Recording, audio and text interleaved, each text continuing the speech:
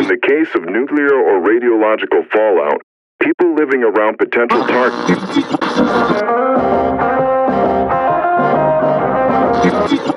You shouldn't leave your shelter until officials say so. This is the emergency broadcast system. This is not a test. Repeat, this is not a test. Citizens are advised to take the following steps. Stay alert to news media events or local emergency alert notifications.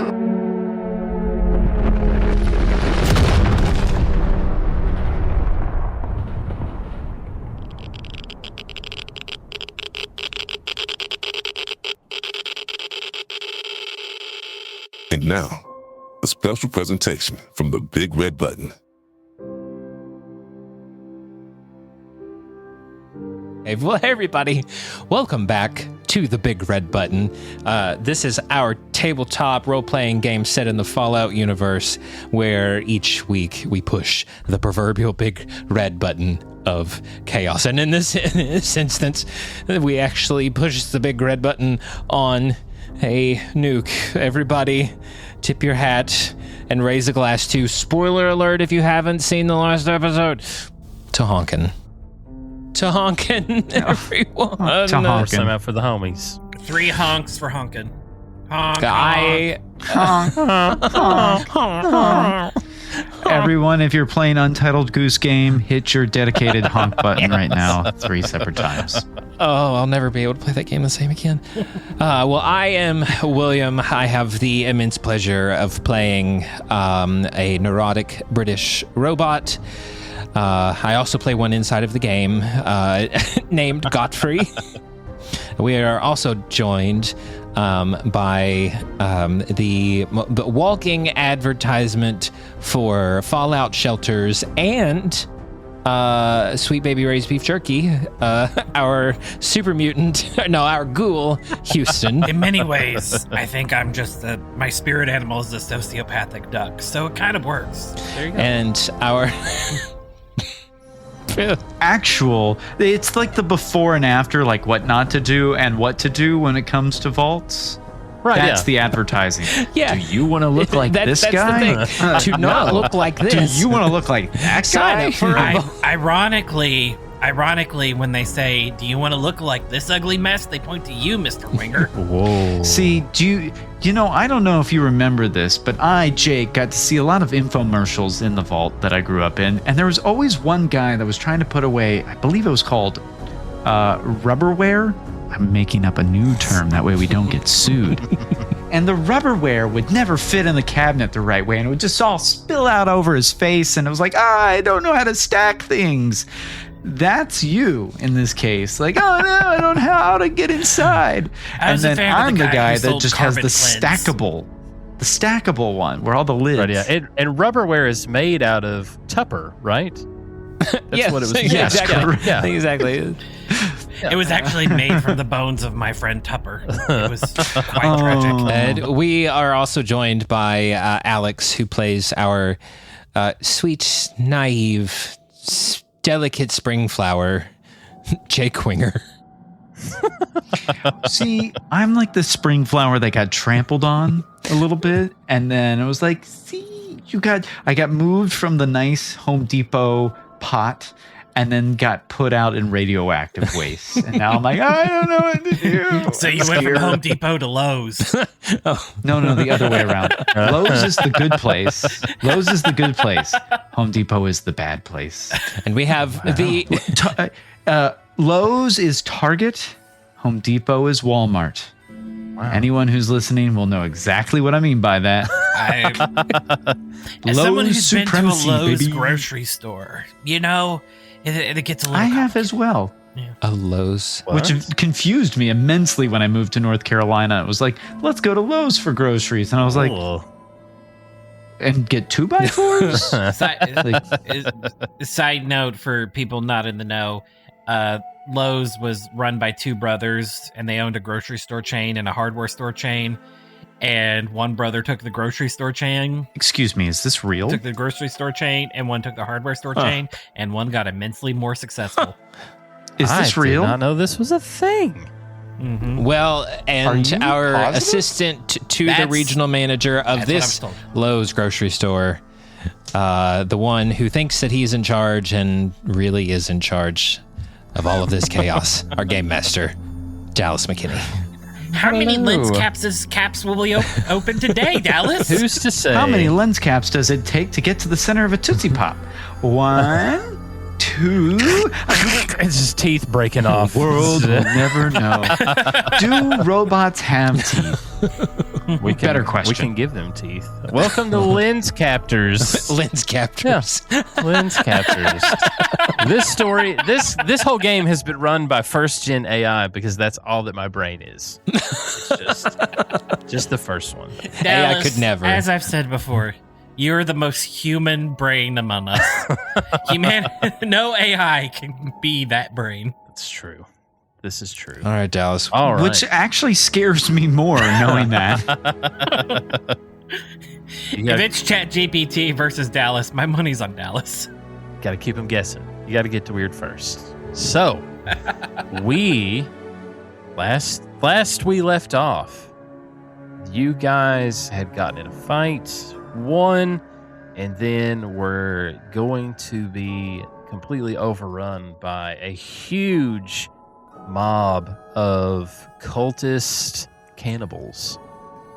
You thought on your feet. You found a mini nuke launcher that was in disrepair, and Gotfree put on the show of his life and got It was incredible. it confused and stalled the cultists long enough Terrified them. for Let's call it for what us it is. it Scared them terrified away.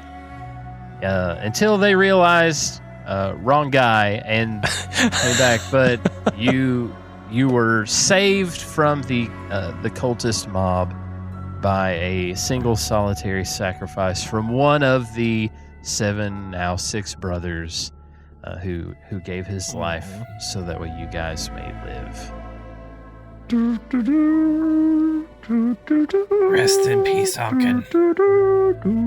It's more of atoms at this point, probably not really pieces. Honk. Honk. Yeah. Honk.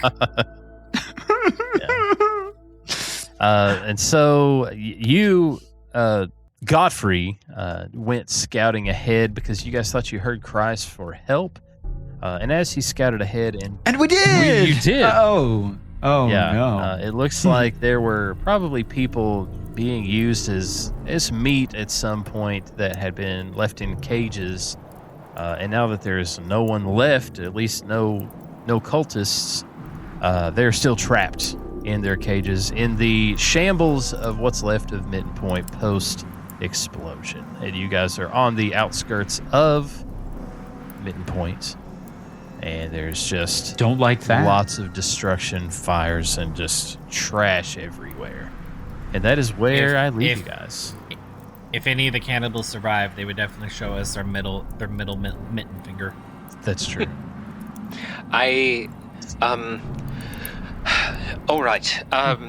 Of those that are currently held captive, are there any that are near buildings that look like they're about to collapse? I don't know, are there children? Are there elderly? Can I see if I can perceive who is the most vulnerable and in need of attention? It's hard to tell at this point because they're scattered everywhere. There's some behind buildings, but it does look like the large majority of them were up and to your left. That's where at least you can hear and see like hands and fingers poking out of the cages on that side. Oh, so these are more like wooden crates and not Yes. iron barred cages. Oh. Yeah, they were just wooden crates that they were using to just transport them back and forth. I would like to go up to the nearest one and see if I can open it. Okay. I will need some rolls from Are you. any of them dressed like a clown? Because I'm getting some real it vibes. The way you described it. They're in wooden crates. We don't know. I don't. There are no clowns yet, so I'll need you to roll a strength, and we'll use the lockpick for you, Gotfree. Strength and lockpick. Yes. No, we'll do Okay. agility and lockpick.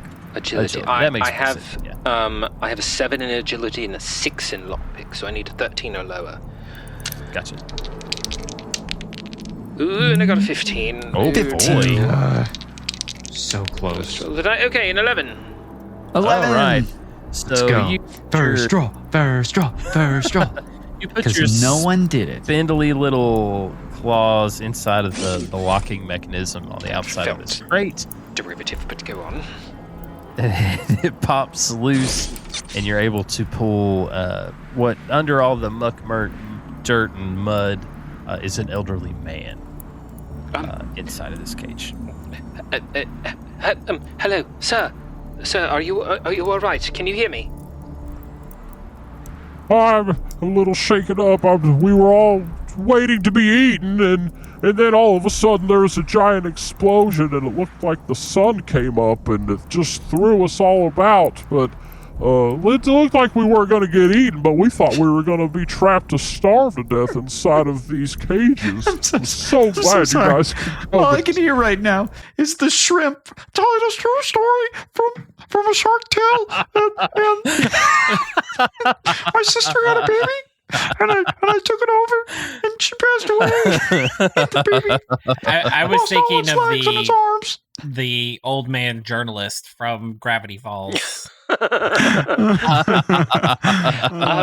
did you know? My pancreas. It's true. Well, sir, as you can see, I have no desire to consume your flesh. Let me help you out of this box. Why, thank you, young robot man. You're quite welcome. Do you have any wounds that need tending to? Are you all right? Can you stand? He's older than me, by the way. I think I'm fine, but I'll help you to check on the rest of these guys. There was a key on the leader there. He's the one that was in charge of getting us out of our cages, usually for the butchering and such. There was a key on the leader. The butcher. Did he Yes. make his way in the nuclear toward the best. gate with the ruckus? He did, and whenever we saw him moving, we all just kind of got in the corner of our cages, but I'm pretty sure the explosion took care of him, so if you could find his key, it would make it faster, but I'll work on just trying to jimmy the locks over here. All right. As I have no... How are you gonna jimmy the lock if you only have one arm? What happened to your other arm? So, It's just like a stump. yeah, they perfected the art of just using us a little bit at a time. They were pretty good about at least using, antiseptic and stuff to keep us from getting infected. They said the infection made the meat taste bad. They're very hygienic I animals. will take your word for it. All right. Master McKinley and Master Winger will tend to you. I would like to... No. I want to go look for the key. I can't. Go... I'm literally the If only. you find my arm, just let me know. I'm literally the only smooth skin here, Yes, guys. but the radiation near I the can't do it. blast will turn your skin into oatmeal. I'm probably the one that should go do it. It reminds me of the Unity thing where he's like, the guy didn't have an arm, and he's like, really? How far up? And he's like, here? far up? Here? He's like, oh, it's the other arm. Sliding up. He just keeps going. Yeah. So what's the play, fellas? The key would speed things up, and Master McKinley is horribly wounded, and Jake is susceptible to radiation, so I should probably go look for the key. Horribly wounded. You're more wounded than he is. You have a 6, and I have nothing. I'll go find the key. Gotfree, you are at 4 health points. Oh dear. Out of... You have 4 out of 10. All right. Okay, who's looking for the key? I'll go look for the key. Okay, while you're doing that, I will hover over to the nearest, to the next box and attempt to help another victim. I want to go walk over to, like, I see there's off in the distance, maybe are those like huts where the cannibals had been living, like living quarters? Is that what that is off in the distance? It looks like it might have been. Yes. I want to start to meander more into their camp. Okay. All right. I think I see, like, I right now, with the devastation, with the just the human loss around me, I'm just overwhelmed. I can't process, and I'm just stumbling. I wouldn't say aimlessly, but just like I'm frozen, right? Yeah. You know, like it's just too much for me to process. And off to the right over here, I just see what looks like sleeping arrangements, and it's part of like this hatred has come over me, where I'm like, how can anyone be this evil? I just want to see, like, it's this like morbid curiosity of how are these people so evil living? How were they, you know? And so I just start to explore. I want to investigate this right in front of me. Okay. So are you going to do some rolls? I will. What do I need to roll for? Perception and I need a perception survival. and survival. Yes. Okay, so that will be an 8 or lower. Rolling an 18 Oh boy. and a 7. All right. Let's go. So as you look around this area, it does look like at least part of this might have been some sort of living arrangements for, obviously not for the cattle, as they had sometimes referred to the people in the cages. So this does look like where the cultists would have stayed, and it is very sparse, very Spartan arrangements. There's not a lot of personal belongings in what you can find, and everything looks very the same. Every bed looks almost exactly the same. There are no personal effects in what you're looking for. All the clothes look very the same, even though the leather looks like it's made out of different people that was probably processed. And in every one of these, you see either on the clothing or on different paraphernalia that you find the same antlers that you guys saw on the back of the initial set of clothing on the first cultist that you ran into. So they are all the same, and it is the same clothing, the same markings all over the place. So it does look like this is where they are practicing some sort of pretty in-depth religion together. A lot of collectiveness in what it is that you are finding. So I just kind of used my foot to kick around some of the belongings. You know, it's just like using your toe to lift sheets and kick over a pillow that's made of like straw. And I'm disgusted, and I just feel this like anger boiling up. And I see a helmet on the ground, and I walk over and I just kick it as hard as I can. And I'm going to roll a 1, and I broke my toe, and that's actually where Viggo Mortensen broke his toe in real life. And that scream was a real scream, but Come to find out, the entire Lord of the Rings franchise was a giant tabletop role-playing game. It was. That They were rolling dice. I'm sorry, I had to do that onto on screen, and that determined the outcomes. Gandalf Was there- rolled a they natural rolled 1. before He would have rolled his agility. and been able to seriously pull it. though, Oh yeah. I'm kind of walking around. I've got my like hands, I keep touching my face because it's just too much. I'm like clenching my hands back and forth, just like holding myself because it's too much. Like I'm the only edible person here, and there's this overwhelming dread because they don't want to eat anyone but me, and I feel this extreme sense of empathy, but it's too much at the same time. Yeah. You know what I mean? Yeah. Like it's just I can't. Turns out we find out that the cannibals think he's too pathetic to eat. So, Houston, what are you doing? I'm gonna go check. I want to go check for the key Yes. at this point. Yeah. So, did I find the key? I need you to do some rolling for me. Okay. I need you to roll a perception, and I need you to roll a survival. So your perception's a 2, so you need a 1 or a 2. A 4. And a 3. You were close, but no cigar. no. So as you're looking through the rubble and the detritus, you have found a lot of burnt skin, burnt pieces that look like it's from the blast. But along mixed I in find it, keys, but they're on they're on like those janitor key rings, and there's like one of like 800 different keys it's there. the plastic keys for children, but that's it. No, you find like charred remains from the explosion mixed with what looks like gnawed bones and other discarded different pieces of human that does not look like it was from the blast.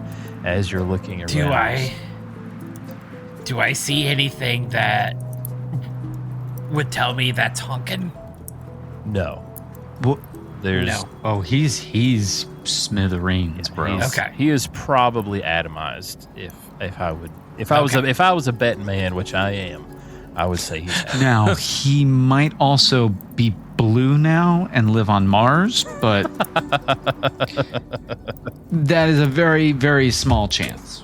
Just saying. So you have not found anything, but you continue searching, and you're watching kind of down the road and to the left, the old man scurrying about trying to pop locks open, and he's doing an okay job, and that is where the majority of the cries for help, and you hear a lot of shaking of bars and stuff coming from, is that side.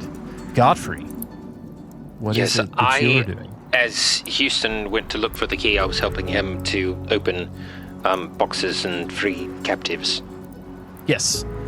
So you're also popping locks and using your saw when possible to cut open said boxes and pulling people out and helping. And it seems like most of them are at least ambulatory, and they are also jumping in and helping pull people out as well. And you've gotten pretty good at opening up these crates, and it does seem like there are quite a few where you are. But I'm going to need everybody to give me a roll. Roll for what? Can we at least know? This will be a perception. And? Survival. Oh dear. Okay, I need 13. I roll again. Oh, and the 17. Well, oh wait. My perception's a 7 and my survival is a 2. Oh, You get a 9 or cousins, below. yes, I would. What, from each of us? Yeah, I or need just from everybody to Gotfree? roll. Okay, I've got a 5 and a 3. Oh, Houston's rolling now, I guess. All right, cool. I think We all- everybody can roll. Yeah, you can all roll, and it logs it so I can see. Oh, an 18 for Houston. And My eyes are gouged out. And oh, a 6. What do you need? His perception's 2, his survival is 0. So 0. Okay. Yep. Here we go. So I need an 8 or lower. Oh, it didn't show up. Oh, no. I had a 5. Dang it. 14. Oh, come on. Had to re-roll. It didn't show up. Oh, no. Yeah, give me a re-roll. Come on. Oh! No, we'll take the other one. This one is count. That's an action point, too. It is an action point. There you go. I've given you an action point. Let's reluctantly. So, Houston and Gotfree hear what sounds like a building, almost like a building coming down, and screams.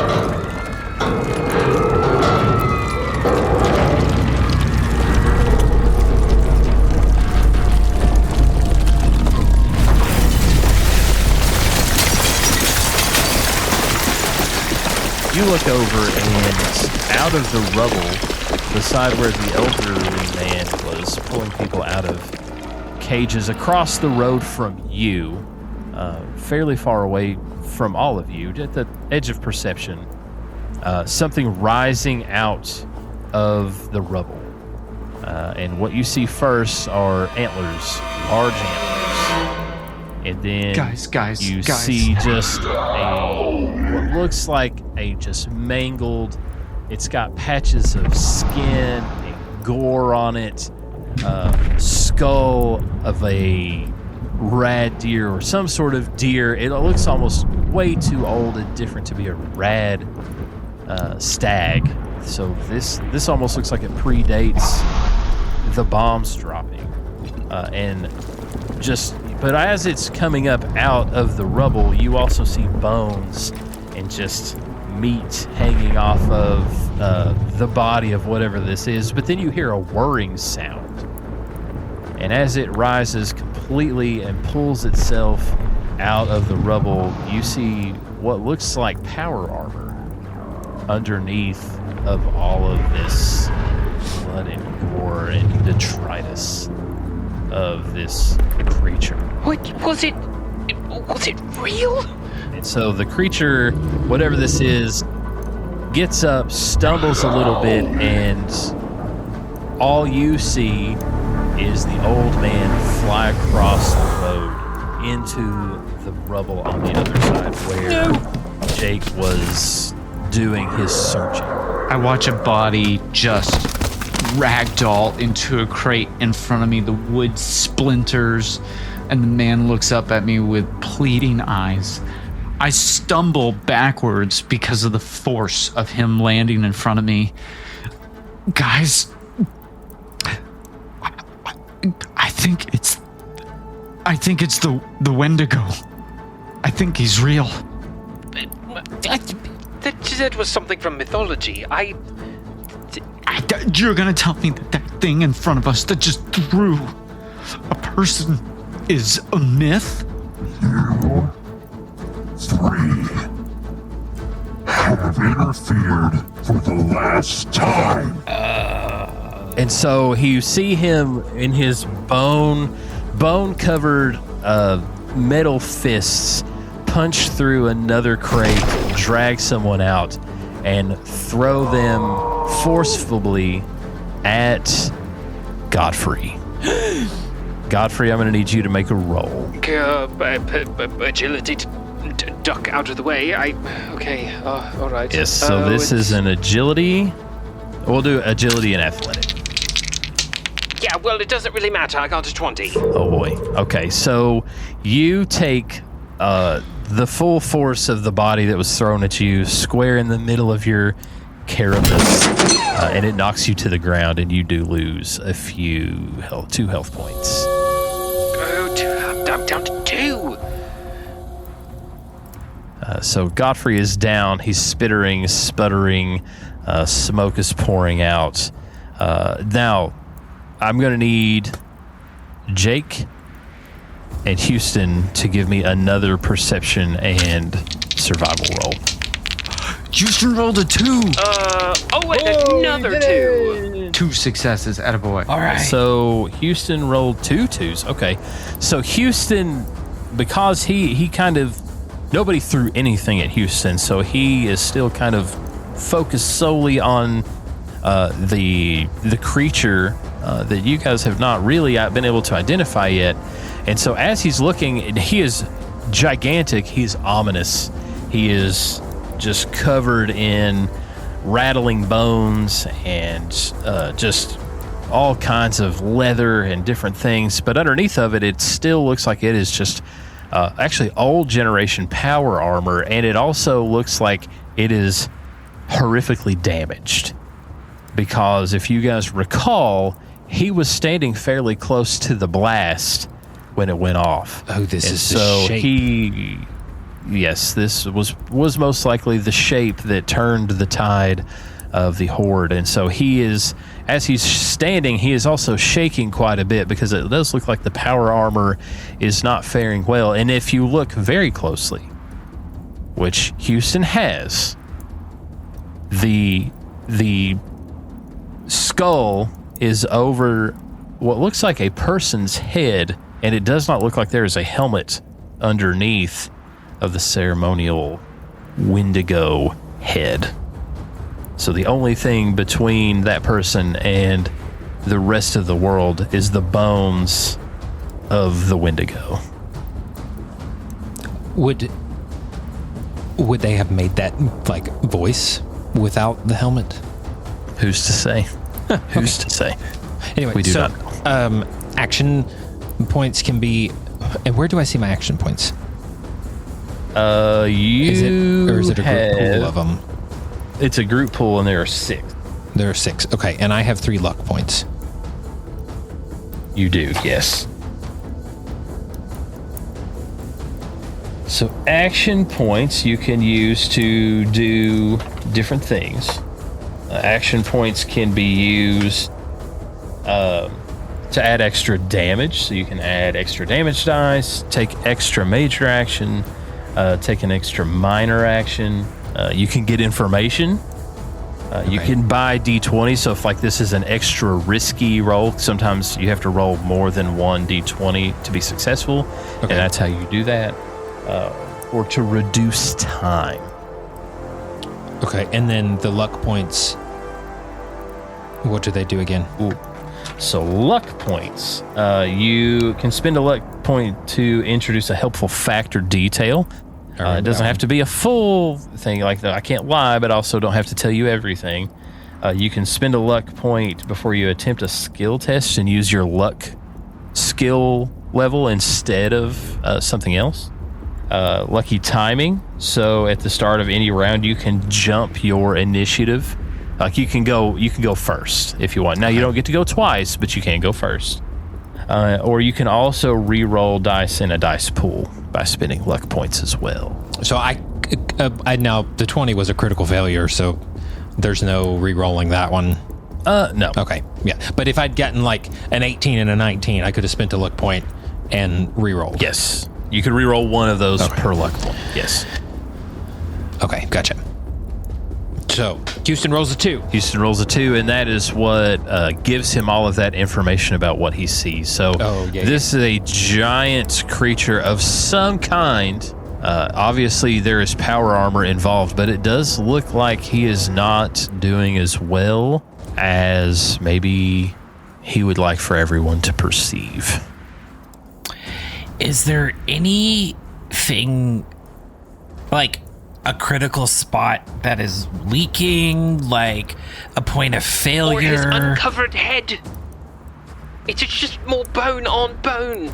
Master Winger, don't you have some sort of projectile? Okay, I also have a projectile weapon. You do? I do. I have a 38. I pull it out, and I aim straight for the head. Well, we haven't been, locked in combat yet, have we? Or is that ominous threat, like him saying, "Come at me, brother"? If you want to initiate combat, we can definitely initiate combat. I'm going for it. I'm going to shoot him in the head. All right. So I'm going to need you. Wait. Before you do that, we know the Brotherhood of Steel, and I recognize that outline. I want to, and I rolled a 1, so that's where the spark. Oh, that's that I right, know yeah. what that is, right? Yeah. So I have that recollection of that is the armor that we've seen, and I want to think back to when we met those other the Brotherhood initiates that we were talking to on the road. Remember? What were their names? It's been a long time. Pennington and Wellington. Yes. Wellington. Pennington had the New Zealand accent.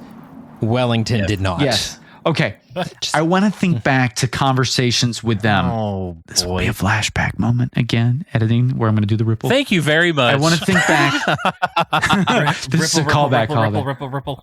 Yes. I want to think back if I had a conversation with them about any weaknesses in the armor or issues that they were having when they were scribes taking care of their knight. I want to think of any weaknesses that I would know about from conversations with them or from things that I had learned in the vault? Can I roll to rack my brain for that? I'll let you roll I'll let you spend a luck point. I'm going to spend a luck point on that. Yes. Since that, I have 3 luck points right now, and I have a 5 in luck. yes, Do I have any luck points? you do. You have 5 as well. Jake has 3 of his 5, so that Wait. yes. And so I will give you a flashback sequence to give you some information, but you're going to have to burn a luck point, which brings you down to just 2 luck points, Mr. Wiener. Right. So I rack my brain going back to Pennington and Wellington, who had the New Zealand accent, if you recall. I do. While we were walking with them, did they give us any information that could tell us about weak points before Houston decides to shoot at this thing willy-nilly? Okay, so you are recalling, and you used a luck point, so I can give you details. So if you recall, as they were getting ready to get back into their vertibird, the fusion core that powers armor started to fail on the gentleman in his power armor. So one of the guys helping him out had pulled it out and was replacing it with a new one, and in doing so, they talked about how that was a fairly fragile transition point, and also they had to be very careful handling those fusion cores, because if something happened to those, explosions can occur, and they're very violent. So they seep into the armor and also are very volatile. And I am going to need you to, if you want more information, Okay. I'm going to need another luck point burned. Let's do it. Yes. Okay, so you're down to 1 luck point. All right.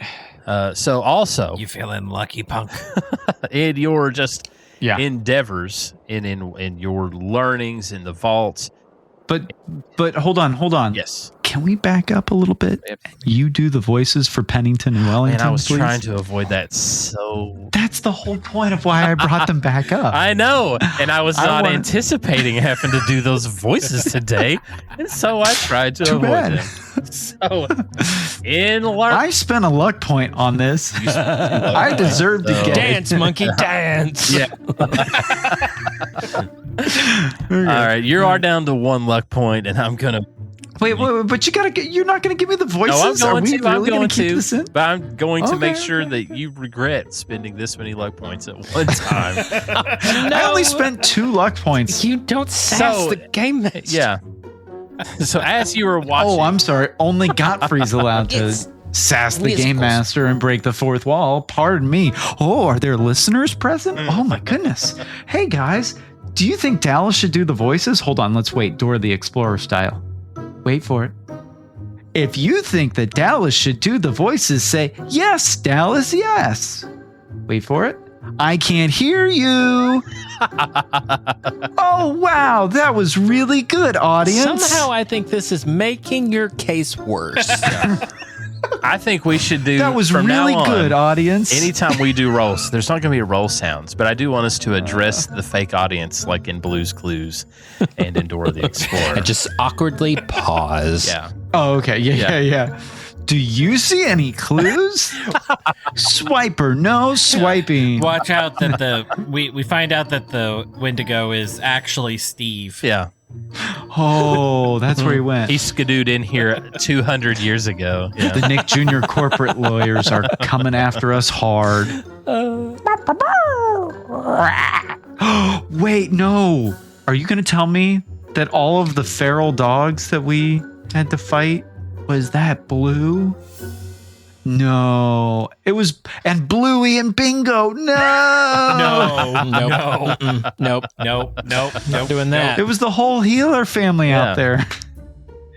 That's gonna be a different part of a Radiation future is a quest is going terrible to be, thing, guys. Irradiated dogs. You can down Blue, but Bluey, no. Down Blue. That's Old Yeller. Bluey. That's Old Yeller that got downed. But anyway, you guys. Oh, you remember more of the conversation that happened. How lucky you are for a second time. And so you remember hearing as they are yanking the fusion core out of the armor. And when they yank it out, the knight is in the armor, but it powers down, so he is completely defenseless while they're replacing the fusion core. And you can hear him kind of yelling and cursing them to hurry up to get the new fusion core in. And you hear... Anyway, glad we're not using the old kind, because the old kind of power armor, we'd have to replace these at least, maybe at least once a day, maybe more, because they were so inefficient. But now, with the new kind, we only have to do this maybe once a week, depending on how horrible it is that we have to, fight, move, and be out here and about. So the old kind, we'd have to do this all the time. And also, remember, that sounds. we also. That sounds so like it takes a lot of effort. I'm now wondering. And you can have it for the low price of $1,200. Caps. 1,200 caps. Yep. caps. Kips. I'm now wondering how a New Zealander got to America. It's a melting pot. Shut up. It's a melting pot. Don't. No. Some of the vaults did accent retrains, and that's what happened. They just listened over and over again to different. They were only exposed to very specific accents to see. One vault only watched Bluey, and they all came out talking like they were Australian. It was the whole thing. Naturally. That would be a good vault experiment. Like Bluey is just on a constant loop. You need to be careful with that fusion core. If you drop it, we're all gone. We won't even be able to blink or gasp. It'll just happen. So you best be careful, even with that one that's just about to blow, the one that's just fried out. We got to make sure that we put it wrap it in the box, man, before you drop it. Where do you keep the box of spent fusion cores when you take them out of the armor? What do you do with them then, if they're that explosive? We put them in the vertibird and we take them back to the Brotherhood of Steel, so we keep them safe like, or bury them way out into the wasteland. But let's say that you didn't have a vertibird nearby or a wasteland burial plot. Would you just have to keep them in random storage around you, or what would you do? Well, I guess if you weren't real keen on knowing what a fusion core is, I'm sure you just think it was like a burnt light bulb and you just kind of toss it to the side. Interesting. Okay. That goes against Brotherhood of Steel protocol, so that ain't something that I'd trifle with, son. Yeah, that makes sense. I wouldn't want to ever have to encounter that in the future. That would be crazy. But interesting side little bit of tidbit of information that I will never use ever again. I'll just keep that locked away randomly until it comes up at a dinner party one night. Right. Thanks anyways. See you guys later. All right, guys. Is it just me, or did the non-New Zealander, was that Carlos Mendoza's dumber brother? They came from the same vault. How did he not become a super mutant then? The cousin vaults, they were related vaults, but not cousin stuff. Oh boy, what a throwback there. Master Winger, you spaced out there for a minute. I have an idea, guys. And I can see the as he's stepping towards us. Do you remember the two weird guys who kind of reminded you of the Aristocats a little bit? Yes, the ones that were in the power armor, yes. Yes, yeah, they were helping the power armor guy. Do you remember how they were helping him back into their vertibird? And they had to take that power cell, the fusion core, out of the armor? I think that has the same kind of power source. Yeah, so I'm sorry. Does the thing glow in a little like a windowed compartment like an arc reactor? No. That's Tony. That's Tony Stark. He's not in this universe. But I mean, is it readily visible, or is it? The Wendigo will return in Avengers Doomsday. No, we have Tony Toots. Tony Toots Wiener, my cousin. No, but I mean, is it readily visible? Is it under all that armor? What I'm saying is he's not wearing his helmet. His helmet is more bone, which is susceptible to blunt force trauma or penetration by high-speed projectiles. No. Look.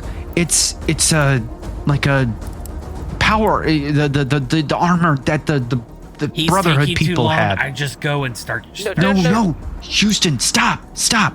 We need to split up and find those fusion cores, lure him to it, and then Houston, you shoot it and we blow it up. So find the fusion core. You forget we're not. Oh, you weren't in my memory with me? Like, oh my gosh! Like the thing that makes the armor power. They should have a name for that kind of armor. It has a power unit. Yes. They're very explosive, but they get used after like a day or so. And he's been up here for months and months and months. There's got to be hundreds of these power units somewhere, right? Right, Game Master? Perhaps. Who knows? That's possible.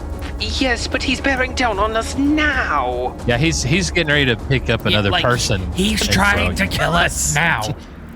We need to split up. This is some Power Ranger level of the good guys getting their act together and the villain just sitting there. Like, is our Megazord combining? Said the guy who's trying to arc weld a rail gun. So as you guys are arguing, he punches through another crate, picks up the crate on one of his hands, and he tosses it at Mr. McKinley. I then turn and I start shooting. Start shooting. I'm going to need you to give me a roll for agility and athletics, which for you is a 3. And 12. All right. And a 9. 12 to 9. So, as he throws it, it bounces off of the ground. You hear the scream of someone inside of the box as it flips up, hits you, spinning you and knocking you to the ground, and you do lose 1 health point in the ruckus. What do I have? I suppose I have a buzzsaw and I have a flamethrower. I'm really good at throwing things. Is there something, a bit of craggly metal around me that I could possibly use as some sort of javelin to give some sort of long-range attack? I'm afraid I don't have anything in that regard. You don't. Flamer, pincer. Is it possible? I know I would probably render damage to my fleshy counterparts, but it appears that the creature that is working its way toward us. Do I know what kind of creature it is? Is it human?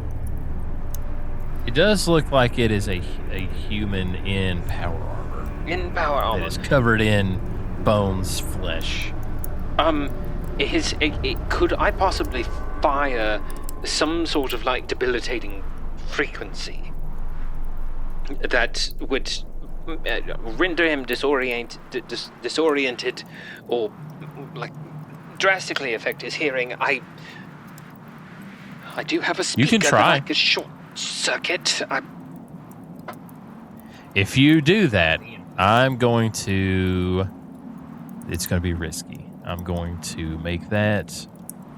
You're going to have to roll 3 successful rolls. And it is, let's see. That is going to be intelligence and science. Intelligence and science. So I would need a 10 or lower. or repair? I'll give it to you with repair, but you're gonna have to burn an action point because you're gonna need to buy a die. Oh, because I only have 2 die. Yep. Okay. I'm going to. No. I would. I would. You have hurt. 6. Yes, but I would also hurt. Houston and Jake. They would have to roll. Like saving throws. Mm-hmm. But okay. Hang on. Let me zoom in on the map here. Where is this creature in? Gotfree, he is to the north and to the left of the road. I don't know if you can see him. All right. I'm not going to attempt to do anything that would also hurt my compatriots. Instead, I would like to move and take some sort of cover over here because his focus is on Houston at this point. Right. And now he has taken cracks at all of you. So Gotfree crawls through. He's going to crawl through the rubble, and he is crawling a little bit more to the left of the road that he was scavenging upon, and he is now fairly hidden. He's broken line of sight with the creature, the Wendigo, perhaps. So he cannot see you. He did watch you run over past the broken building, but you are now behind cover. And so we are going to move. That was your major action. Do you want to take a minor action? I'm trying to look in my inventory. I have the flamethrower, the pincer attachment. I just have standard plating. And you can look for something on the ground. I would like to inspect my surroundings to see if there's anything that might aid me. Okay, give me a roll. Okay. And we're going to do a perception and a survival. Ooh, a 4. Yes, sir. Fantastic. All right. So that because you needed a 7, 8, 9, so that does it. So as you're looking around, you do find what looks a piece of metal that is triangular in shape, very flat as well, and very sharp. It looks like it has been sheared off of something, and so it is just a nasty looking piece of metal that fits in your hand almost like a frisbee would. I would like to pick it up in my pincer attachment and rotate it so that it is level with the ground and close to my person. And gotcha. That is my minor action. Gotcha. So you now have that in your pincers. Jacob, it is now your turn. Okay. I know what I know from my memory. And so I get up and I can remember the shape of the fusion core. I remember that it's cylindrical. It's got almost like knobs on either side, and it glows a little bit. It's yellowish on either end and clear in the center. And so I have a small mental image, and my goal now is that I need to run in any direction to find that crate. The Wendigo is storing it somewhere. And so it's got to be around here somewhere to give energy, power to the armor. Okay. So my goal is I'm going to run over. I scan the area and I look and see what it looks like. If this is where all the other cultists were living, they wouldn't live in the same spot that their leader's living. Okay. Naturally. I looked in the place where the cultists were living, not where the cult leader is. And as everyone knows from Creed Bratton, being the cultist is more fun. But being the Wendigo leader is where the money is at, and the power, quite literally, in the fusion cores. And so I look to the other side of the camp, and I think I see what is the Wendigo's lodgings. Turns out the Wendigo is actually Creed from The Office. Hey now, don't spoil the ending. All right, so if I can see what I think are his lodgings, I get up and I run to the other side to go to his lodgings. And as I do it, I yell over at Houston, Houston, if he turns his back to us because of where I'm running, you shoot the orangey yellow thing in his back. Do you understand? Shoot the head. Yes, No, I will do it. shoot the orange thing in his back. Do you understand? Shoot you in the back? No, shoot the yellow thing in his back. I'm kidding. I will shoot the orange yellowy thing. All right. So which direction are you running? Is the Wendigo standing near what are his lodgings, or is he up by the gate? He is not by the gate. You guys have passed through the gate, so I'll set the scene as to what you know so far. You guys walked in from the south through what used to be the gates and is now just burned out, flat nothingness. And as you walked further north into kind of where everything opened up, there were the crates and other pieces of detritus and damage to your left on the road. That's where you initially found the old man, and where Gotfree was freeing people. And this is also where the Wendigo rose and has been throwing people out of crates further down in that pile of rubble. Right. To the right of the road, we had lots of bones, and we had lots of just blood and what looks like places where people have gathered to eat. And this is also where you went searching on the right side of the road, where we found Wendigo lodging, or not the Wendigo's lodgings, but the cultist's lodgings, in varying states of damage and disrepair as well, because it does look like everything here was damaged and affected in some way. So that is all that you have seen so far. In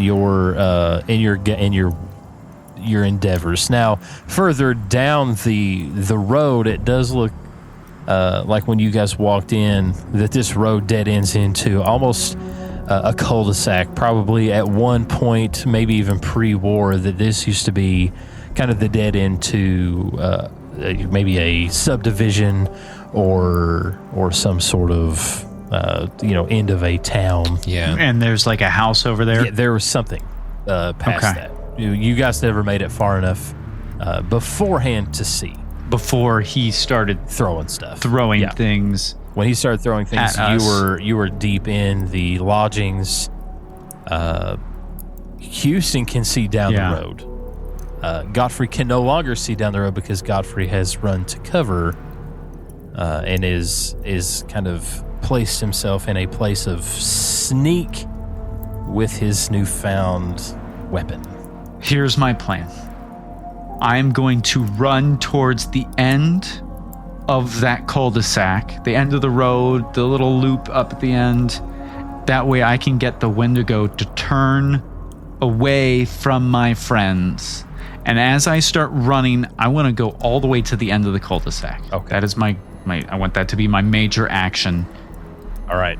And as I am running that way, I yell to Houston, Houston, shoot the yellow core in his back.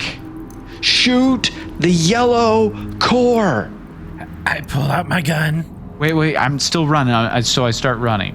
Yes, because it's still your turn. So that is an extra long distance, so that would be 2 major actions. So you would have to burn 2 action points to get there. All right, I do that. All right. I need to get him away from my friends. Okay, so you now have 4 action points.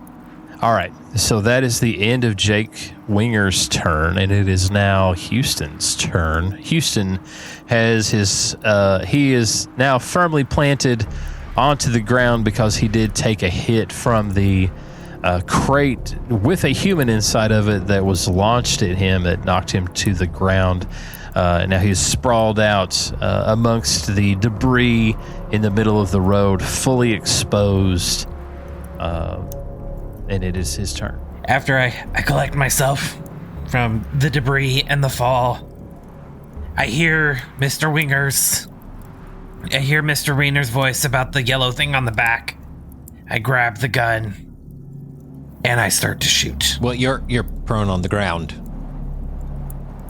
Like Yeah, so I'm you'll on need I'm on the ground. Has the Wendigo turned to face me? Has my decoy worked? No, it has not been his turn, so he has not been able to do anything yet. Oh, okay.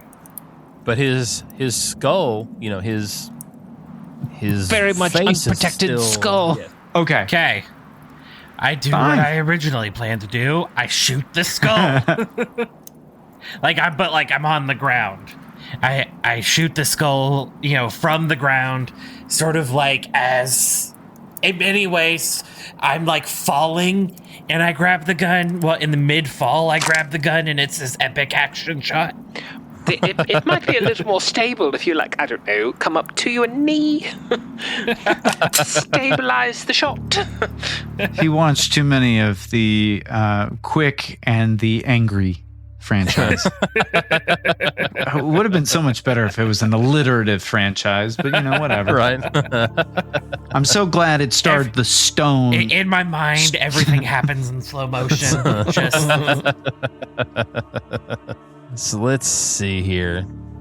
You have a pipe gun that does take 38 caliber rounds, and so you can take a minor action of aim if you would like, and so that lets you be able to re-roll one of your d20s on your attack to make so if you miss, you get to roll it again.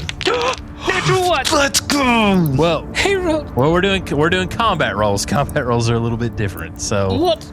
they're not the normative way we roll. great. Now these are going to be like, oh, you get a 1 and you just die. The reverse. No, I'm just kidding. So we're going to. Here's your first.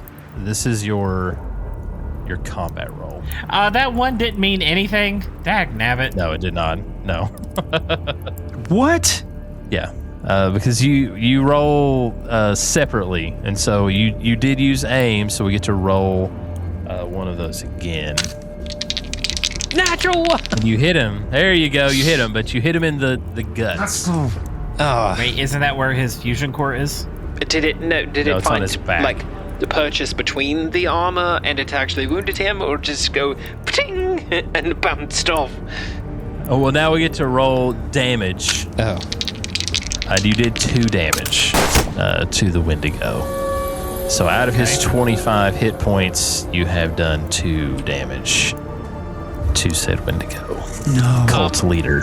Little slip there out of his 25 hit points. Oh my bad. Yeah. I mean, he doesn't look like it phased him too much. Almost made him laugh at the attack. So I should have saved that 1. it's the Wendigo's turn. Oh dear. And so the Wendigo The wingdingos. ate your baby. How dare you run from me?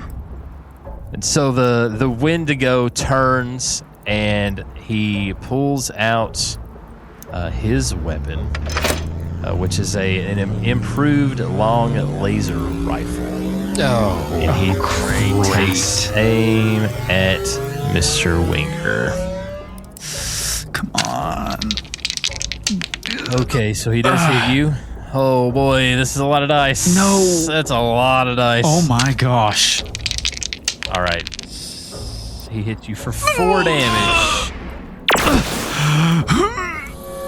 Oh, but it instantly cauterized on the way in because it's a laser. It does.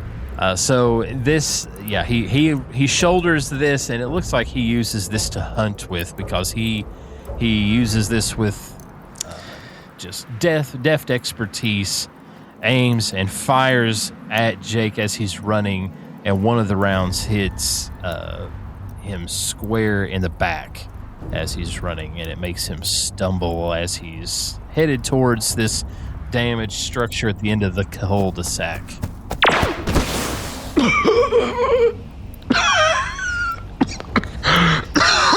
Oh, it knocked the wind out of me. Help! Help me. Shoot the power core. Shoot the power core.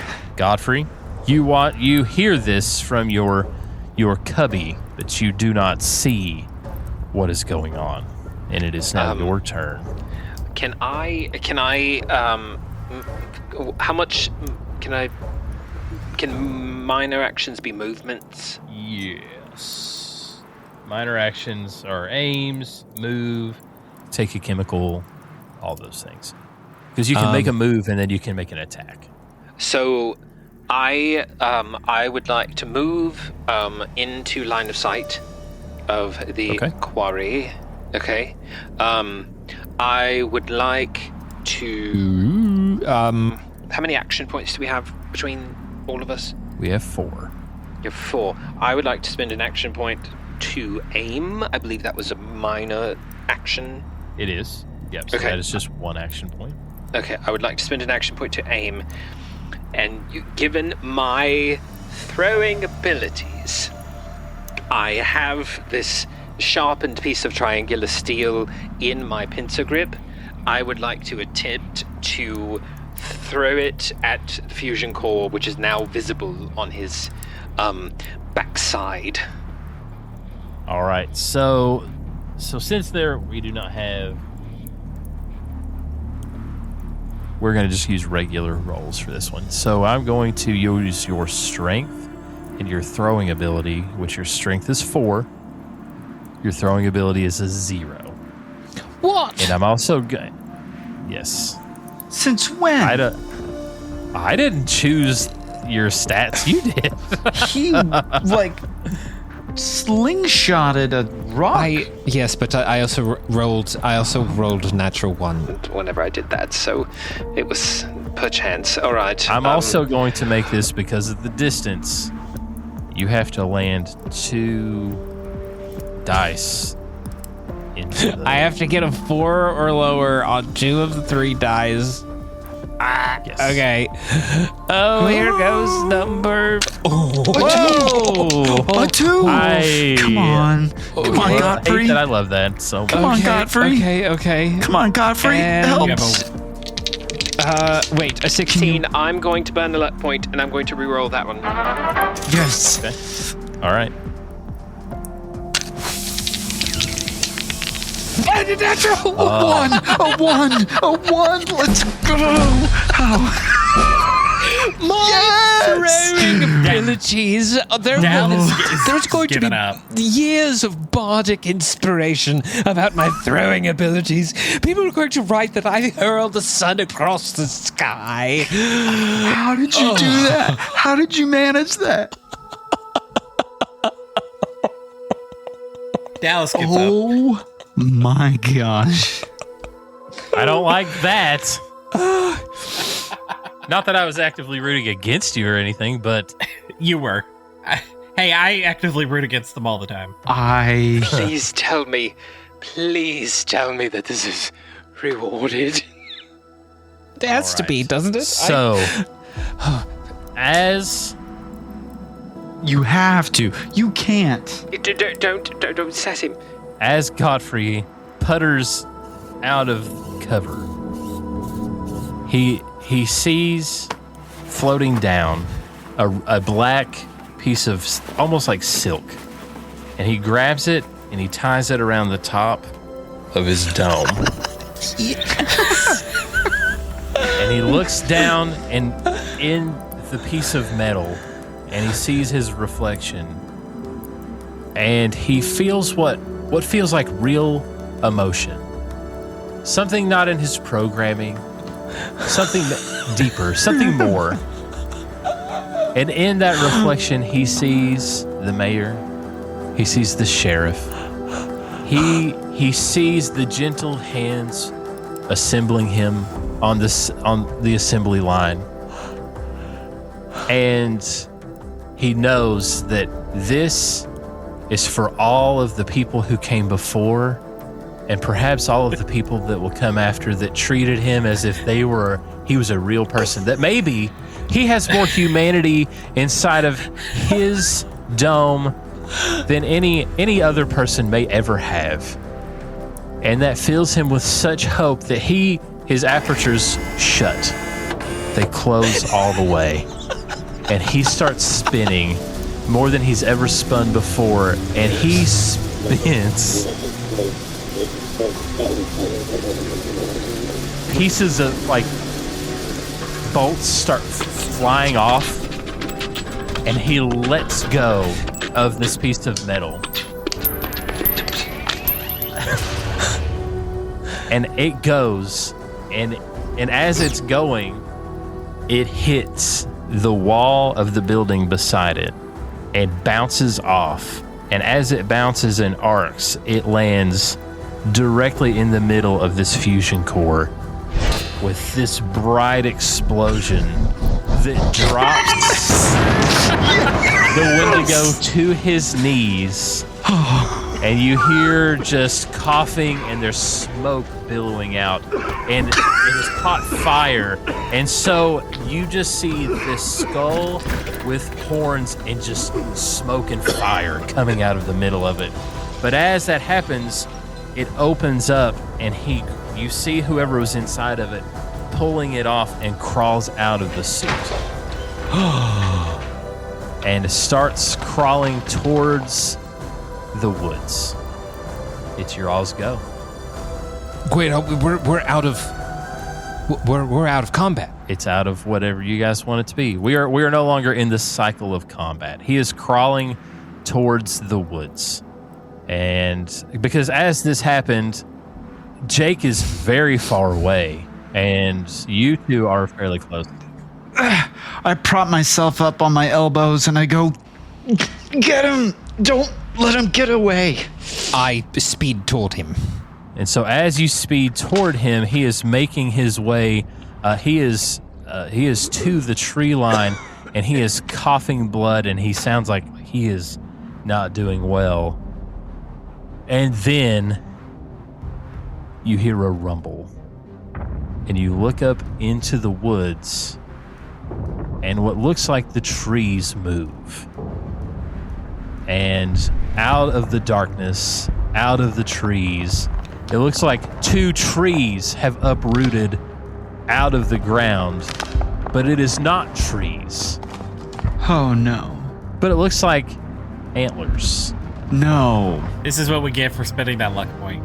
Coming out of the trees. And so what rises out of the darkness is what looks like a mutated human/deer that reaches down and scoops up the bleeding cult leader. Please, no! And it puts it into its giant maw.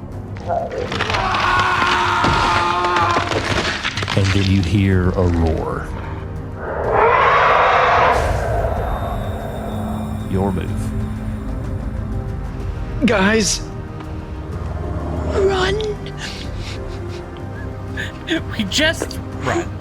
Just Run! run. So Gotfree, you have to make a decision right now. What are you going to do?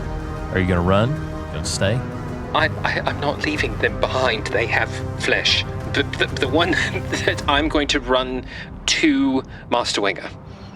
And I'm going to put some distance from that unholy abomination, and I'm going to get to Master Winger. And I'm dragging Houston along with me. Am I able to get us both over there? Is he able to move? Yeah, you guys can get over there. Okay. So you guys are on your way to joining Mr. Winger. And while I do it, I yell out, "Caw-caw!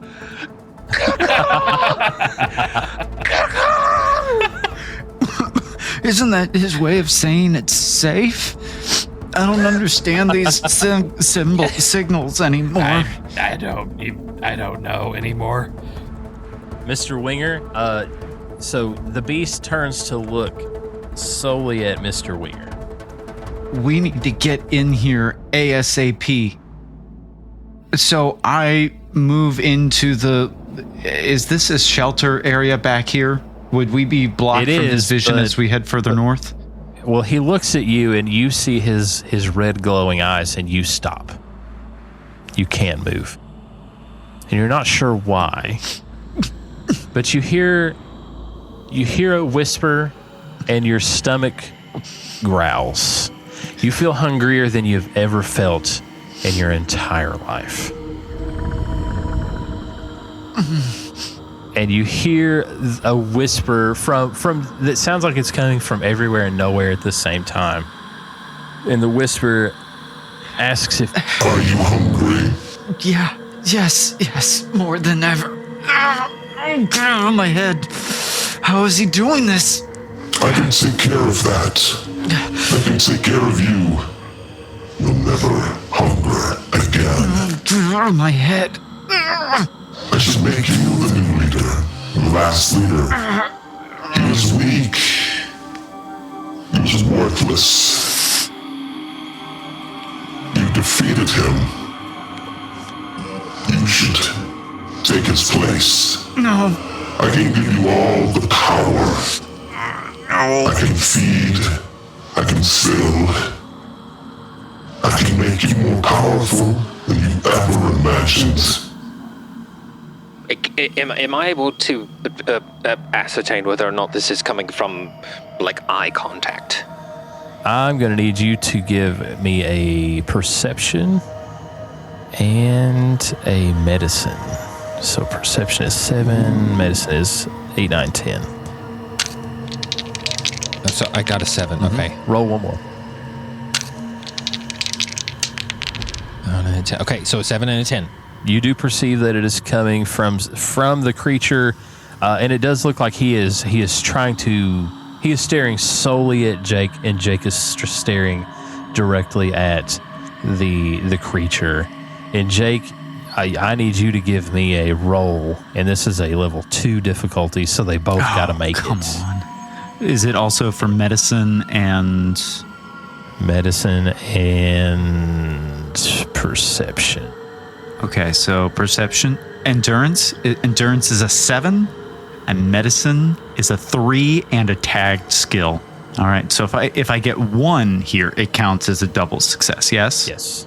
Yes. Because it's a tag skill. Awesome. Here we go. Get him out of my head. That's a 13. You're struggling, and it's just not. You're not able to shake him out of your head. He's digging deeper. I got a 10. And it just you start to push him out, but he just forces his way back into your mind, and he is just. But it was a tagged medicine, so I only needed a 10.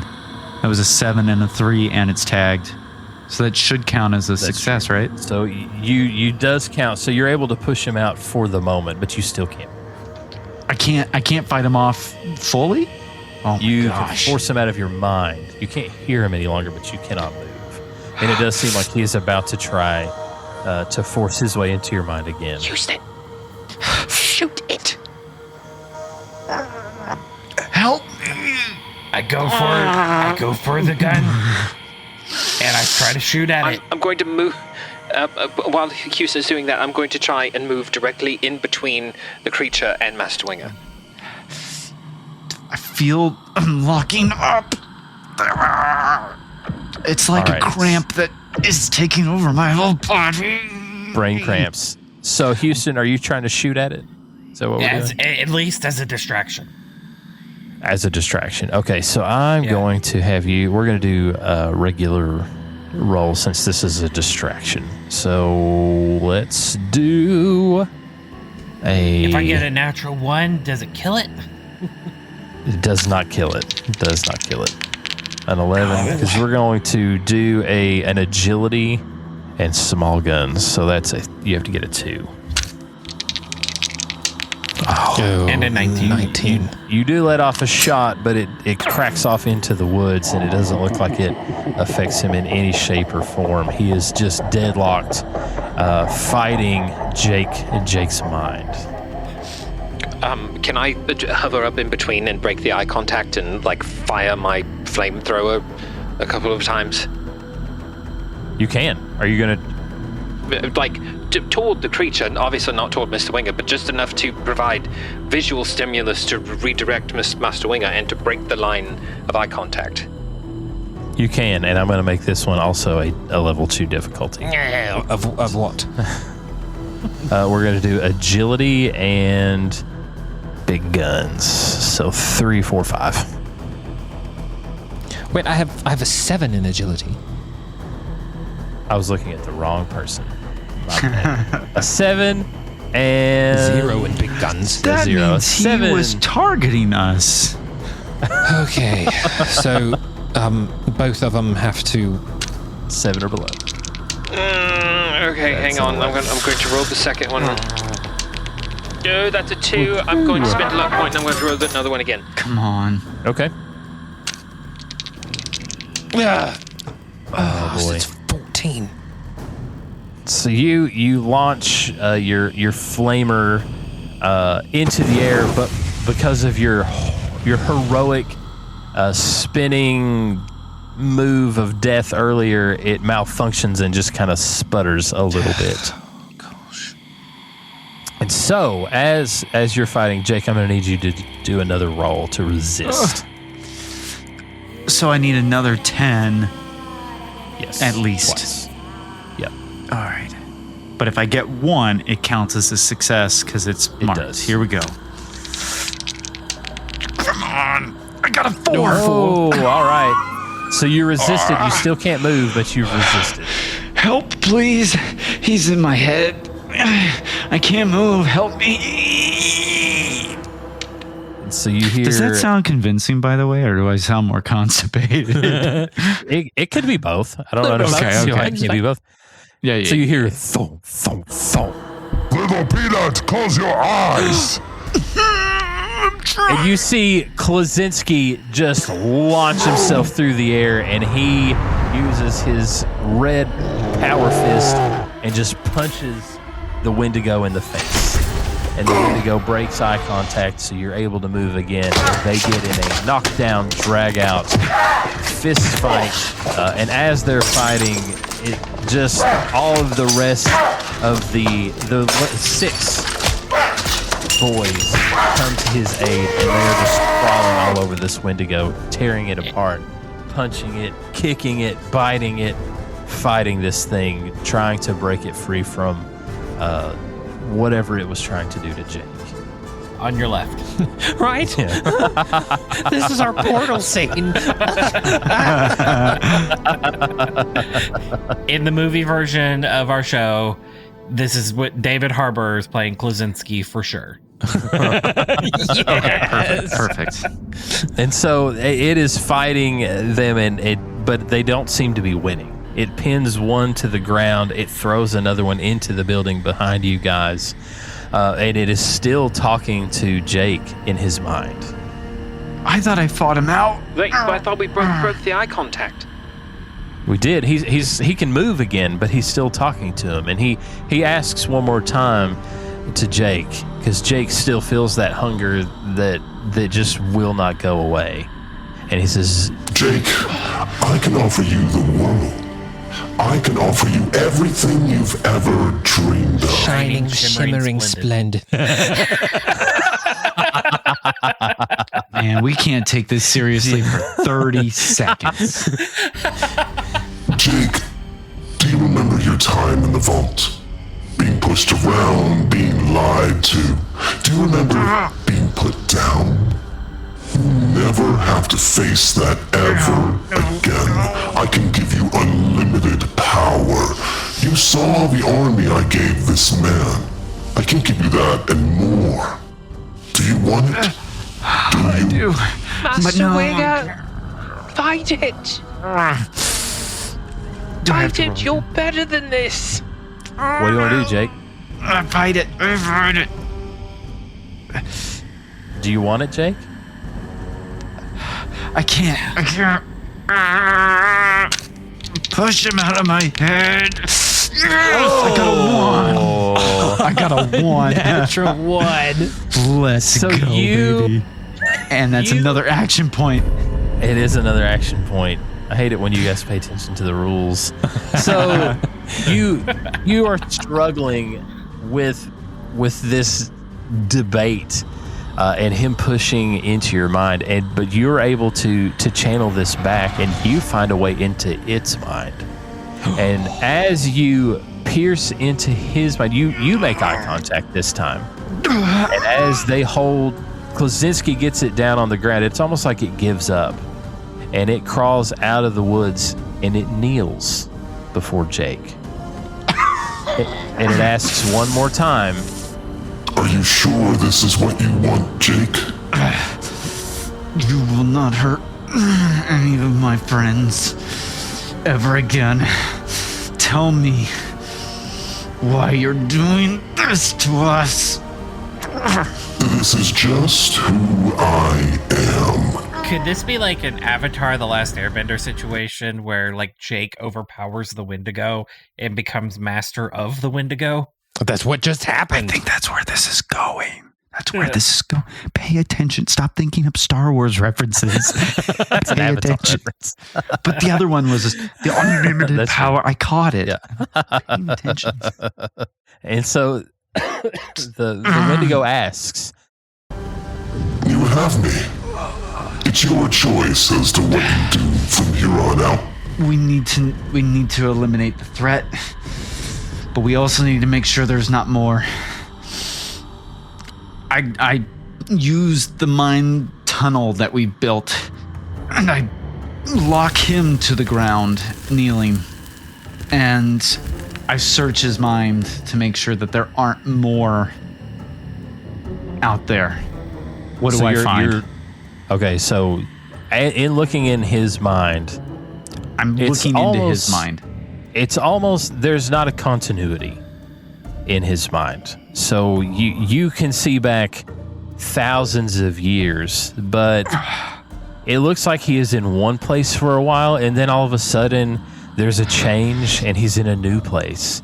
And then there's a new place and he's with people, causing them to eat people. He's causing them to do horrific things. And then all of a sudden it just switches. He has been throughout most of time, but it's almost like he is without form.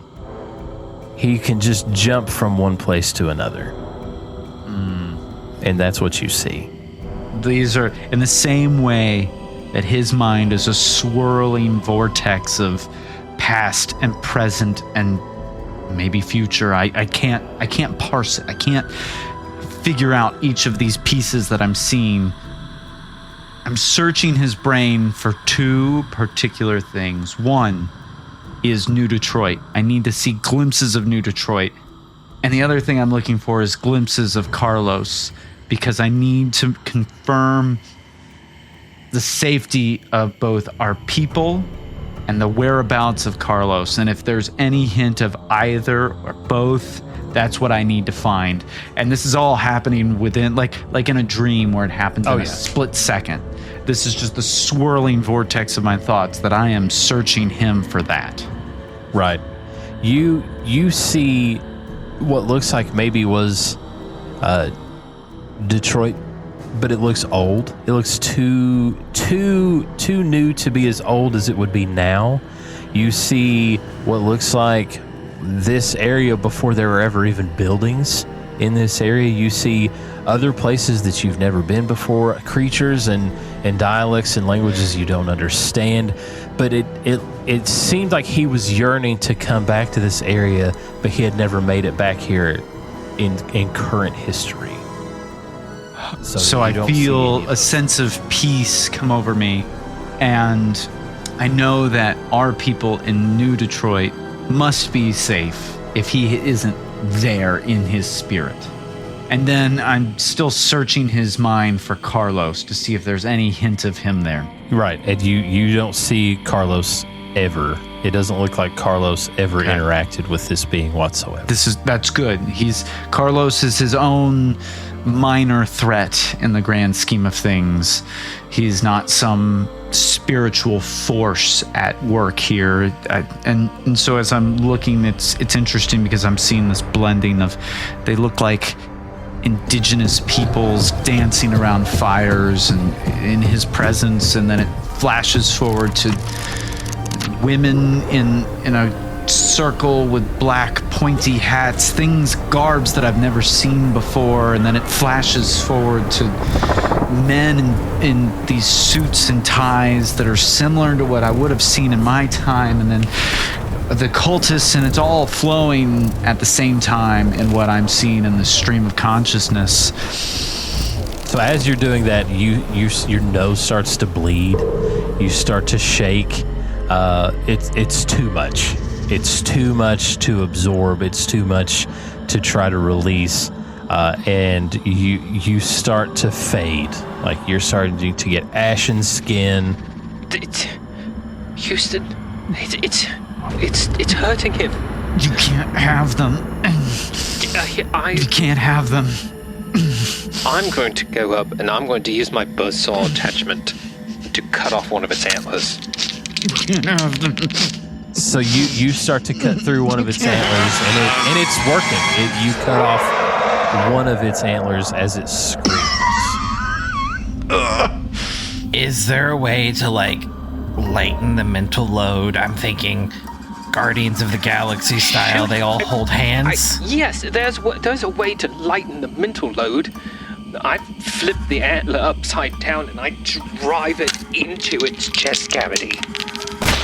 It roars in pain, and it is gurgling, and it is thrashing about. Not me. Don't. I feel it in my own. I feel it in my own chest. The connection. Every time you exert pain, they're sharing the pain. That would have been nice to establish. Yeah, is there a way we're building this I plane? don't know. No, that doesn't. It doesn't. Yeah, it doesn't mean that it's like you all killing him. talked about this before the match started. No, not even a little bit. No, not at all. Wish we had. No, it doesn't mean that he's dying whenever you do that. It just means that he feels the pain. You caused him pain every time you heard it. Jeremy, bring me water. Jeremy, please. Jeremy, It's gonna bring be me water. okay, little peanut. It's gonna be okay. So Jeremy kind of holds him as he's writhing around, and Gotfree, you have really landed a fatal blow to the Wendigo. It's still alive, but it is dying. It is in excruciating pain, reflected not in its screams, but in Jacob Winger's screams.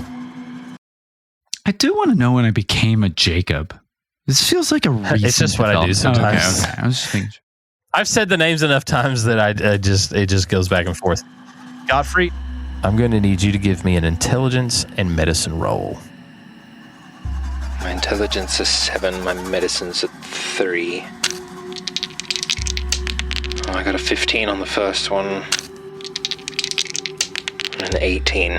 So in the scruffle with the Wendigo, it's hard for you to tell if Jake is just feeling the pain, if this is a mental connection or if it is a physical connection. Are you also killing Jake every time that you stab the Wendigo? And in the screams, it's hard for you to know. It's hard for you to tell. So what is it is bound, it is down. But every time you harm it, you also harm Jake. But like I was saying, is there a way to mentally spread the burden out so it's not all on Jake? You can try. Okay, what do I do? But as you have a mind, you probably need to do that. Yes. Yeah, you can try. You can try making a connection as well. I'm so cold. Yes.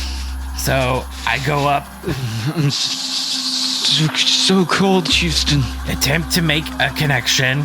I unfortunately hold his hand I'm so cold, Houston. and basically Okay. try to share it Guardians of the Galaxy style. Right. Okay. So, well, yeah. Let's do some rolls. So cold, Houston. 17. All right. Okay. So you 6. needed. I was going to do a 5 for luck. And I was going to do medicine, which is 0, which is bad. You can re-roll for a luck point, though, and you still have 5. Okay. 16. 16. I'm starting to like quake and shake and palsy a bit, and I look just pleadingly into Houston's eyes, and I try to look into him the same way that the Wendigo looked into me, just as a last-ditch effort to share this burden with him. He's tried looking into me, but somewhere in the recesses of my mind, I feel that Wendigo spirit saying that the ghoul is unworthy of the power. The ghoul is unworthy, and that's why it was rejecting him. And I want to share that with him now, against the will of the Wendigo. And share it with Houston. I'll show you unworthy. Okay. All right. So whilst trying to do that, Gotfree, I need you to make a roll for me. What am I rolling? I need you to roll a 5 for luck and a 3 for medicine. That was a 13.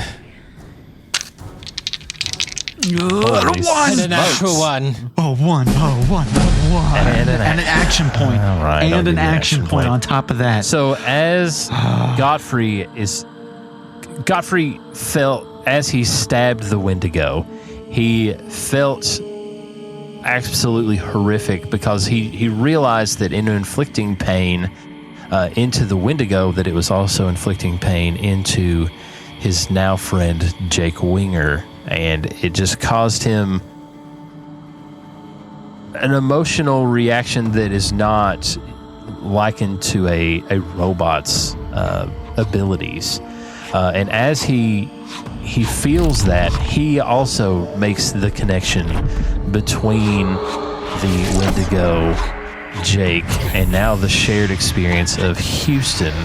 And now you all feel the pain and hear the screams of this.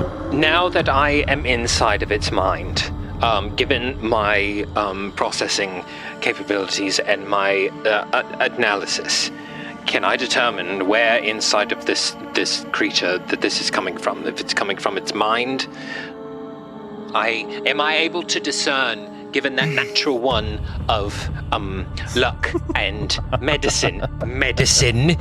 It was medicine. It was medicine. It was medicine. Do I have any awareness of if I can sever the mind, I can sever this connection? So you feel, or is if the injuries that I'm afflicting, is it just mimicking the pain, or is this actually injuring? Or will that collapse my Master mind? Winger? Like, is this all in his mind? Like, is the pain being projected, right, or is his body being harmed? So because you don't have a body to be harmed, you do reach out and find that Jake's body is failing him. He's dying. But Houston's body is also starting to fade, but has not started to fade in the same rate. So it's not that the physical injury to the Wendigo was causing the pain, it's the prolonged attachment to the mind. The longer that they are attached to it, the more of their life gets drained from their body. I pull the antler back out of its ribcage and I shove it through You the all top. cannot move now that you're attached. The pain is too excruciating. All 3 of us, or What just about Jeremy? What about Master Claus? The boys are still out there, and the boys are not being affected the same way you guys are. Can we talk to them? Can we signal them? in the same way that I willed Houston into this attachment? Can I will the boys to do my bidding? Like, the Wendigo was freezing me, and I'm frozen him, but the power's too strong for us. We could try. Can I... Who's to say? Yeah, but if you connect them, then they'll freeze. No. I'm not going to connect them. I'm going to use the mental voice, the projection, that he used on us. I'm going to need you to roll. I need you to give me an intelligence and speech. I have a 7 in intelligence, and I have a 5 in speech, and it's a tagged skill. Hate it that we keep... I don't look at the tags until I'm done, because I forget that they exist. Beautiful. And it's going to count to going. 3. You pick the things, because so I you picked need to the spend skills. an AP point. I forgot about my own loophole in your loophole. So here we go. Touche. You still have a high number, so you just need to roll. Okay, here we go. I need I got an 8. That counts for 2. That does. You need to roll another one. Come on. But I get 3 tries, and I got a 15. Not quite. Yeah, and you're gonna have to burn a luck point on this one. Yep. And 4. I got a 4. I use every. I should have made that harder than it was. Too bad. You said it, and I took advantage of it. Too late. Burned an action point for that. I'm not bound by time. I don't think I can make whatever rules I want. Oh, and then Jake died. Sorry, right? Yeah. So I use every bit of me in our hive mind, and it's almost as if all 3 of our voices are coming out at once. Boys, get his head. In the hopes that they hear and they get his head. So as you guys reach out, and almost instantaneously, it just goes quiet. And as you're able to now look around, you see that Klaczynski has taken his gigantic foot and has crushed the neck of the Wendigo.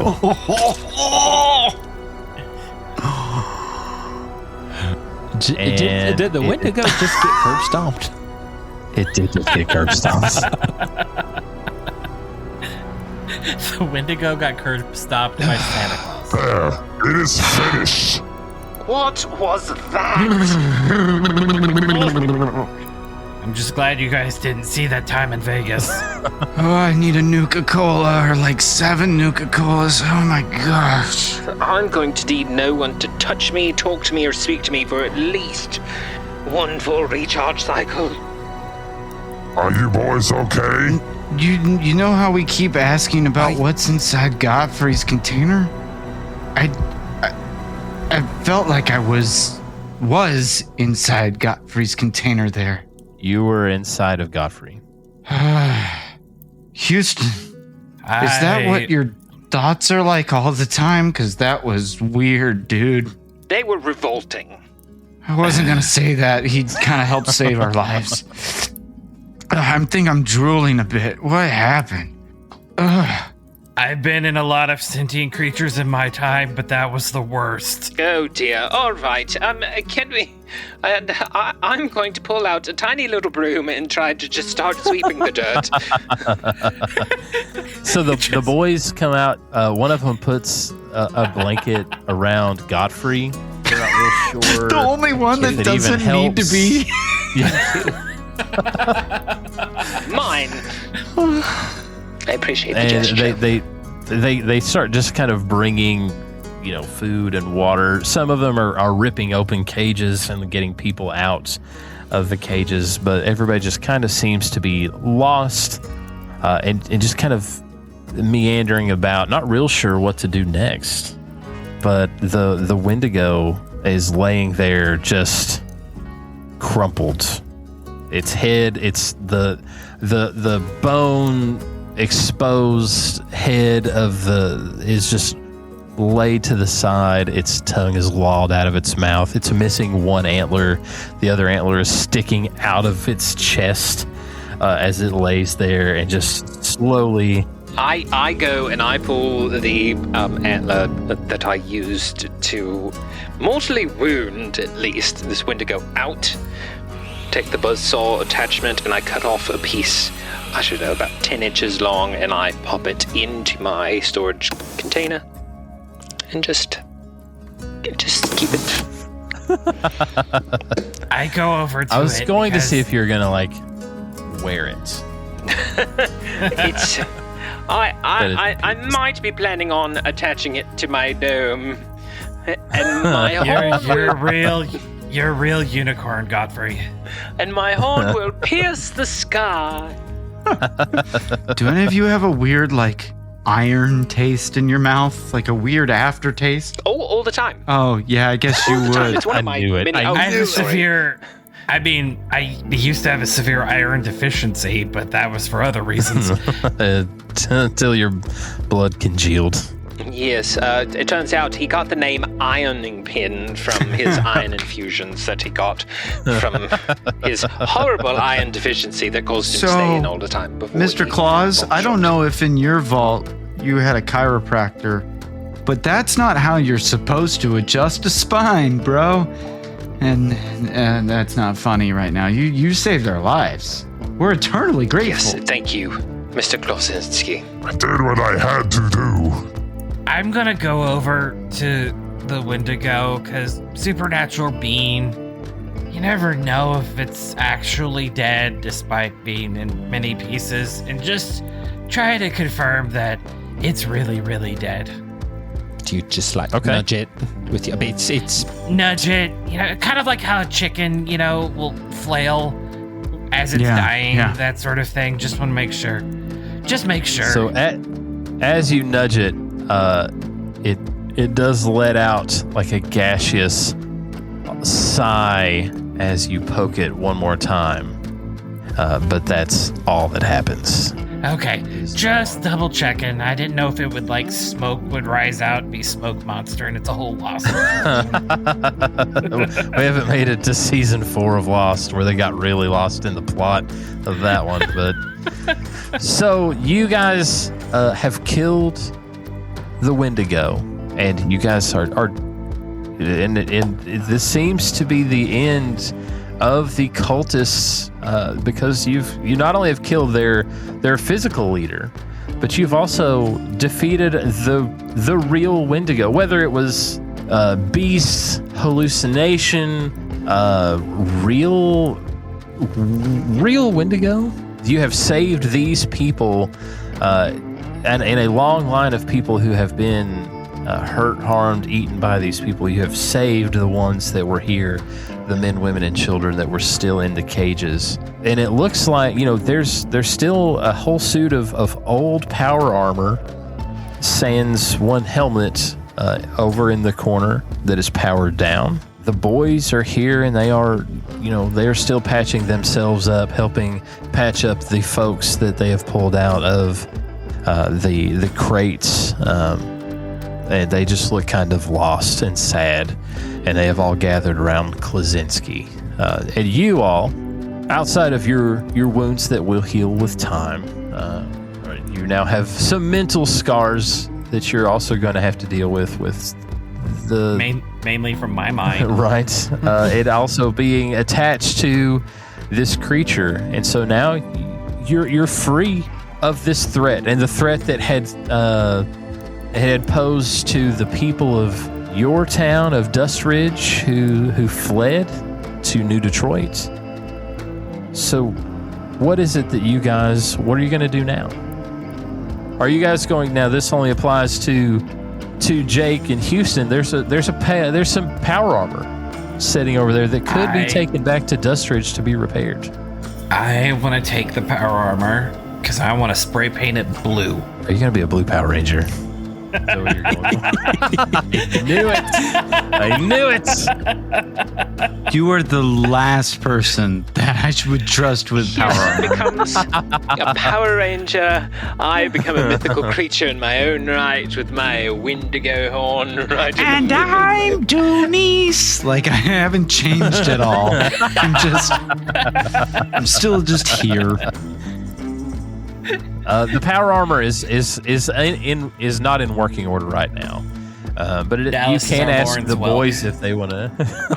You can ask the boys to transport it if you would like. So, can I propose something?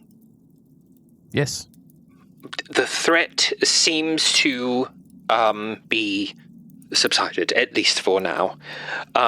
Looking around there are lodgings here. There was the basic structure of a community, and there are people that need to rest and they need to heal. What if we make this our base for the time being, so that we can help to rehabilitate the victims here? And then once we've built a little community here, we reunite with our friends and our larger community that are in New Detroit. And then as a full, strong family, we can head back to Dustridge and make it better than ever now that there's no murderous scientist in our midst. There's no more cannibals. We can go back and make Dustridge a home and just go back to being scrappers, and nothing can ever go wrong ever again, right? I say that we make this our base for now. We help the victims to heal. Then when everyone is like ambulatory and transport ready, then we meet up with the rest of our town in New Detroit, and then together we rebuild Dustridge. I don't think they're in this. And nothing goes wrong ever again, right? Never. No, I ran the statistics on that in approximately 0.003 seconds, and I will keep them to myself. Never tell me the odds. Yes, That's how you make a reference. That was fantastic. So you can absolutely do that. You can make this your temporary home, and then our command center, if you will. Yeah, and as time passes, you can go about what else you would like to do. Now the boys are still standing here. You do still have potentially, it may not be your problem, loose ends with Carlos Mendoza as well, as they are out there, as he's out there doing who knows what. That's something I say that we handle in season 3. Sorry. I just had a weird hive mind moment when you said that, Gotfree. It was like a wall in front of me just broke and fell away, and I saw an audience of people wearing strange normal clothes and in cars driving to work, and a grapefruit logo. He said the magic word. Some scar in the shape of a lightning bolt. It was very strange. All of it. I don't understand anything. I'll let you wrap up the end of the season in a second. But what? What's a season? Sorry. Claus knows it's a show this whole time. He does see us when we're sleeping, and he knows when we're awake, and he knows if you've been bad or good. So be good for goodness sake. But I am going to take my boys. My boys, they need to heal. My boys, I've lost one of them because I let them go in my shame of failing them in the vault. I will not fail again. I take boys back into vault, and we go back into hiding for a long time. But hopefully, things will bring us back together.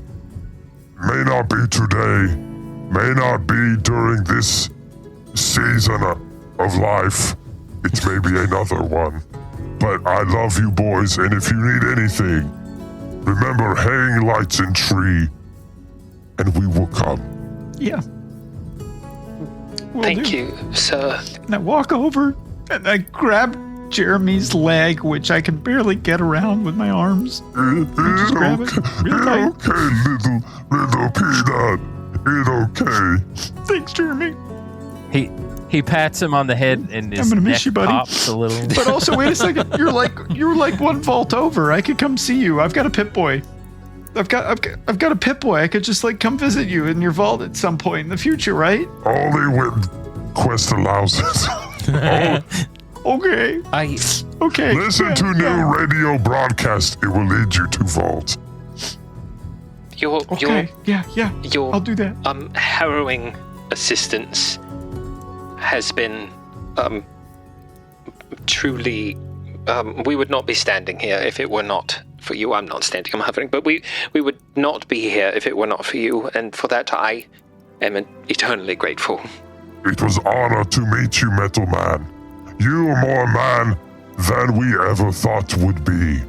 And you, Jerky Man, it was pleasure meeting Arthur, who got us through being in Vault and who got us through being after. I hope you finish books, and we look forward to reading them and meeting you again. You are hero in our book.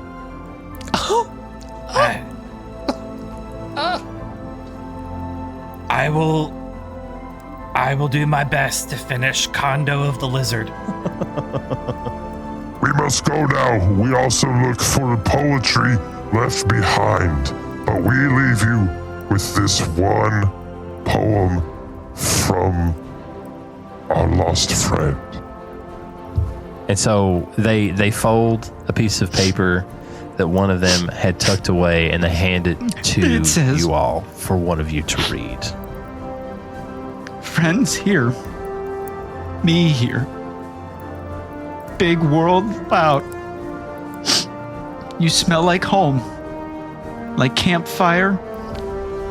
Like yesterday. Me not good with words. Words break easy like bone. Like heart. I go now. You stay strong. Remember me big. Love honkin'. That was beautiful, little peanut.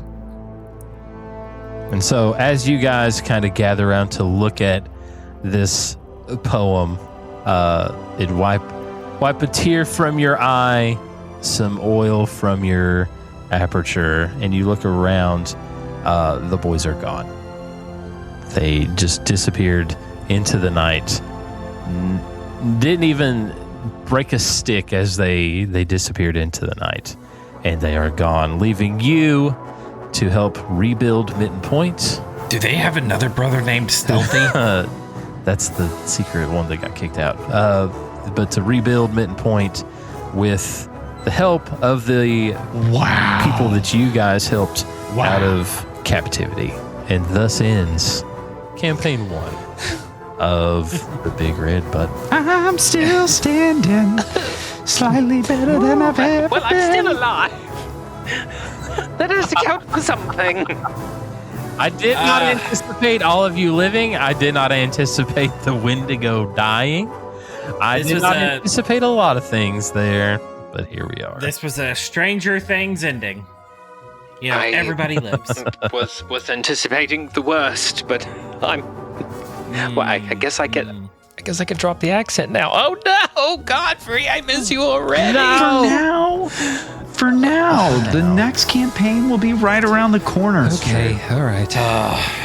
I need a break from these idiots. And so time will pass as you guys take on the menial tasks of rebuilding Mitten Point and assisting the great folks that now live there in rebuilding their lives. Who's to say what will happen whenever you guys decide to venture out of Mitten Point, and what adventures and buttons you guys might press. And I can't wait. And with that, the Stragglers went off and rebuilt all of Mitten Point. Now, they didn't do it all in a day, just like Rome wasn't built in a day. Rome was bombed in a day, but it wasn't rebuilt in a day. Actually, I guess we don't know that because they didn't really tell us what happened outside of the United States.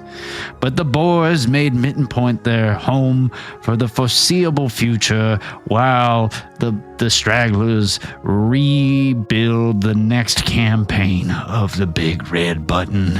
This has been the worst Morgan Freeman impression that Alex has ever done. I'm Morgan Freeman. The end question mark. And we'll see you guys next time. Bye.